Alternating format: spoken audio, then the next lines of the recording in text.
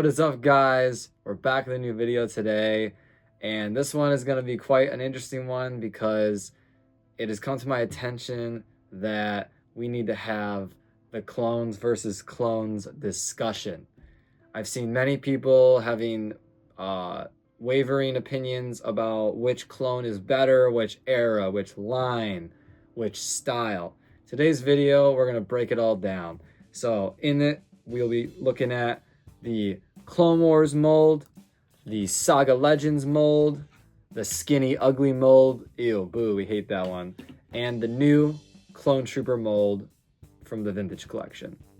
The reason I'm choosing these four is because I can't dive into like all the other types of Clone Troopers because they're parts of the same line. So I just chose one figure from each part of the line, and that'll be the ranking system, you could say, for how good and how bad these figures are, and what Hasbro should be doing right now. All right, to start off with my thoughts, the Clone Wars line. I love this thing. I freaking love this line, both Phase 1 and Phase 2. These figures are dope. No question there. Next up, the OG Saga Collection Clone Troopers. And in my opinion, still the definitive Clone Trooper mold, shape, everything. I hate this. I hate this. We all hate this. We don't need to talk about that. This one, it's like, we're gonna go much deeper into it.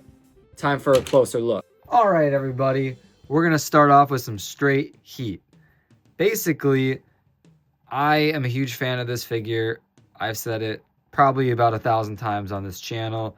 I love this figure because it, to me, is the most accurate figure they have ever made to how it appears on screen. Yes, is the articulation a little lackluster? Yes, could it have a little bit more detail? Should it have been repainted a million other times like the other ones are? Absolutely, yes, yes, yes. This figure is also great because it pairs well with any unit of clone. This figure reigns supreme on today's secondary market, even back in the day when they only were releasing this one plain white figure. Everybody wanted repaints of their favorite legions, so much so that they were buying a bunch of these by the dozen, painting them up, and showing them off in their newly painted armor. This figure has very, very basic articulation, but in my humble opinion, I think less is always more. So you can hold the gun perfectly, the hands bend, you can pose them pretty well, the legs move pretty far, that's on a hinge, so I think that works pretty well.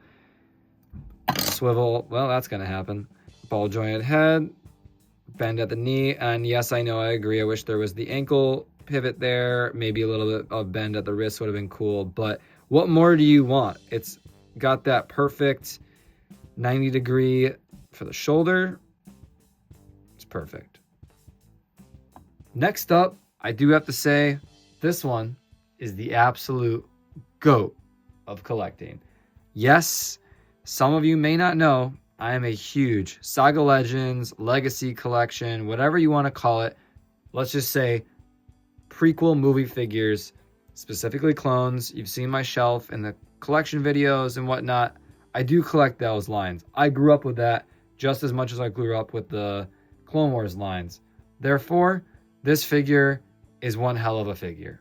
It, to me, is still the best. The antenna mold is what this one is called. And amongst many other collectors, many other YouTubers, other videos that I've seen talking about these clones in their glory, the number one figure that is brought up is the antenna mold Clone Trooper. Hasbro probably repainted this figure 1,000 times. I mean, there is so many different legions, fan choices, concept art legions, anything, and the ones that they appear on screen. Basically, this figure was utilized to the maximum capacity it could have been used for. Hasbro had the clear sight, they had the vision, they knew what they wanted, and they went for it. Once they updated the mold with the Revenge of the Sith wave, when they made the super articulation one, and this became the definitive stylization for the Phase 2 Clone Trooper going forward in those lines, there you have it. This figure is gold, and I 100% think that if you are getting into collecting right now and you want Clone Troopers, I say buy these ones. They are extremely cheap, and I don't even care if that sends everybody buying them. They made so many of these that the market can definitely handle the amount of people who might want these figures, because there's so many different kinds. Yes, some are more expensive than others as you get into different type of Clone Trooper Legions and whatnot. But if you're looking just to collect some of your favorite clones, to be honest with you, you're probably going to be paying less or about the same you're paying for the new Vintage Collection figures, which are, in my opinion, kind of trash. This figure is awful. This one is Captain Hauser from the Bad Batch. Awesome character. We love Hauser. He's the homie. But God, is this figure awful. This one does have the removable helmet. It's got the updated Temuera Morrison head sculpt. So it's a little bit different, but it goes without saying. It's the same mold we had pretty much ever since they canned the Clone Wars line in 2013. Basically, they just were releasing this new clone on all different types of bodies. They did repaint it up quite a bit, but not in the capacity that they did for the Saga movie figures and or Clone Wars. So this figure luckily did get replaced by the newest version of the clone mold, which has the community, I feel like, liking it more than the people who are not. But I feel like I find myself in the demographic of people who are not liking the new clone mold. Anyways, this figure is garbage. Let's get it out of here. All right. Now, for the new, and I guess you could say quote unquote improved clone mold. Some things I like. This one is from that new Troop Builder 4-pack, so it doesn't have the removable helmet, which means Hasbro is kind of listening. And they went back to the ball-jointed head, much like these guys right here, because it does make the figure look more proportionately accurate. But I still have some gripes with it.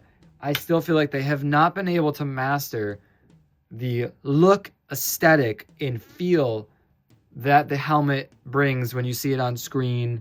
These Vintage Collection figures, in my opinion, are just so beefy. Yes, I guess it's more realistic. There's got to be a person inside of the armor. But I really do think that the original clone mold from the movies, they do look like they're beefy. They are beefy, and I feel like a person could absolutely fit in this armor. I know that's why a lot of people don't like the Clone Wars ones, because they're a little too skinny, but that's because of the animation style. But honestly, I really like it, and I think it's aesthetically pleasing, and I do believe that a lot of other people do as well, because go on the secondary market, you'll see for yourself a basic white clone trooper from the Clone Wars does sell for $50 at the lowest. So I mean, you can see the demand is there, but no supply. But you look to this one, and this is where the new supply is at. You can buy a nice 4-pack, and you can get 2 white troopers, Ahsoka Salt Trooper, and a Foul First Trooper, and it's really cool. But I just don't think that this figure is very good. Now let's get into why. One, I don't like the helmet. I still think something's off about it. I don't know exactly what it is. It's not awful. It is 100 times, a million times, in fact, better than the awful Vintage Collection skinny mold. But there's just something still off about it. And the joints themselves are just so rickety. I don't know if you can hear it on camera. I'll shut up so you can hear it. That's not the wind, folks. That is the joint. It's very rickety. I do love these barbell hips, though. These are the one thing that I think everybody was really, really missing. And I also feel like it should be tighter on the parts where he holds his blaster, because this piece right here, I've noticed on some of the figures, actually kind of flares out in a way. This one is fine, but it makes the arm super loose. And the god-awful, I get it. People like it for posing, but this is god-awful to me. I don't like this. I don't like how it's attached. Yes, you can do that, but so can all the other ones. It just, the joint goes inward. So This, to me, bothers me because I feel like, what if it gets snagged on something? It rips right off. I don't know. That's just me. All right, everybody. So that's going to wrap up these 4. I put them in order from left to right on screen, left being the worst to right being the best. I absolutely hate the Vintage Collection Skinny Mold figure, as we can tell. Next up, in 3rd place, I have the new figure. I will show it some love though. This figure is super fun to pose once you get into a good position. It's super dynamic on what it can do. There's no denying that. I just think they need to fine tune it. And then just maybe, for me personally, it'll move up a spot and beat out those Clone Wars figures. In my number 2 spot, Clone Wars Phase 2. I feel like it's almost tied with number 1, but number 1 still has a little bit more articulation in the feet area, and it was painted 1,000 times more, so there's more variety and flavor, you could say. So it still doesn't hold the number 1 spot. If we're talking Phase 1 Clone Troopers from the Clone Wars line, those are really articulated, those are really cool, but they don't really resemble how they look on screen accurately as much as this one does. And in the number 1 spot, hats off to the OG. All right, everybody. That was it for this week's video. I hope you all enjoyed it. Now it's your turn. Let me know your thoughts down below in the comments. Let me know your list. Let me know how you feel about each generation of clone, you could say. Can't wait to talk figs with you guys.